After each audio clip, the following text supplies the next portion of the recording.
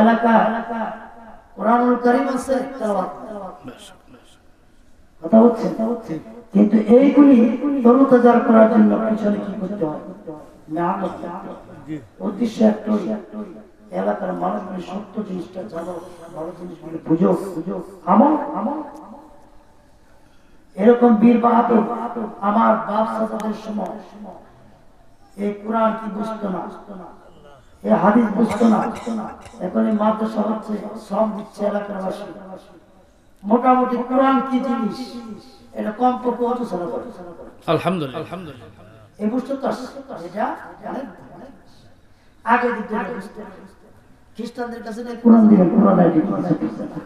হিন্দুদের কিনে দেও ওযু ছাড়াই কারণ বুঝে না তার জ্ঞান এইগুলি বোঝার জন্য আমি এই ইয়া করেছেন তা আমার জন্য খাস করে দোয়া করবেন যারা এই মাহফিলে দান করেছেন হুজুরকে বলবো ইতিপূর্বে 11 বছর একটা কাজ দান এর জন্য আর আজকে বিশেষ করে প্রধান অতিথি আমাদের হাফেজ আশরাফুল ইসলাম আলহাজ হাফেজ আশরাফুল ইসলাম ওনার জন্য খাস করে দোয়া করবেন যিনি উদ্বোধকের কাছে বিশেষ অতিথি আছেন যারা ওয়াজ শুনেছে সকলের জন্য দোয়া করবেন আর এই আশেপাশে কিন্তু আমাদের অনেক খবর আছে